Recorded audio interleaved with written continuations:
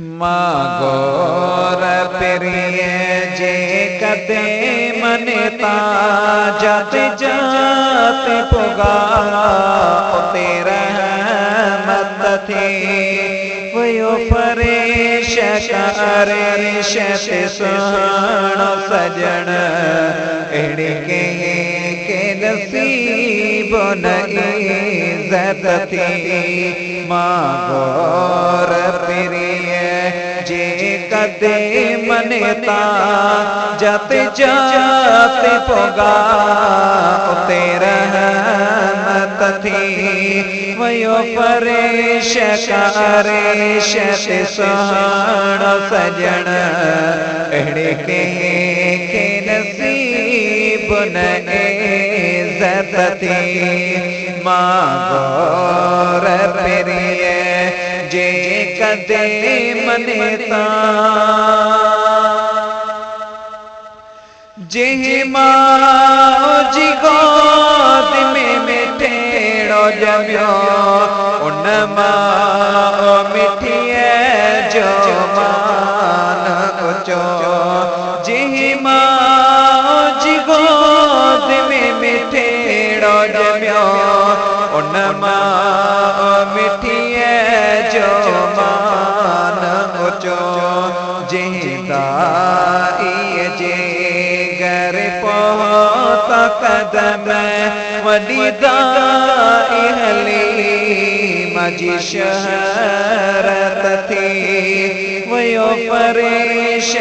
करे शत सुहानो सजन एड़े के नसीब न इज्जत थी मागोर प्रिय जे कदे मनता जाते जाते पुगा तेरा मत थी वयो परेश करे शत सुहानो सजन एड़े के नसीब न इज्जत थी जे शहर में सोनो जमियो ऐं घुमियो उन शहर मके जो शान ॾिसो जे शहर में सोनो जमियो ऐं घुमियो उन शहर मके जो शान ॾिसो जे सारी ते पेरी रखी कदम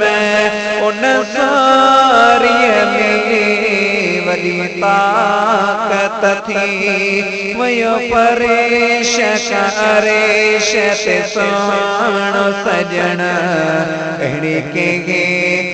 नसीब न इज्जत थी जे कदम प्रिय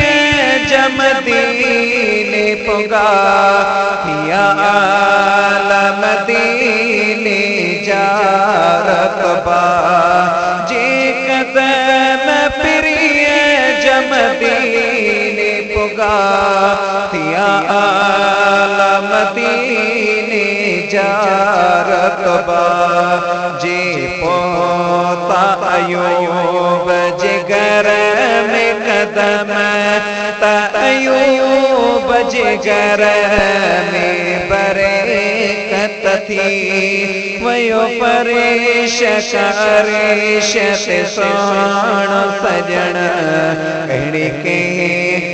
नसीब न इज्जत थी मागोर प्रिय जे कदे मनता जाते जाते पुगा तेरा मत थी वयो परेश करे शत सुहानो सजन एड़े के नसीब न इज्जत थी जे जंग बंदर में पहुंचा कदम रब के डाकया उन डी करम जी जंग बदर में पहुंचा कदम रब के डाकया उन दी करम कुफरान जी पुछे हालत थी कुफरान जी पुछे हालत थी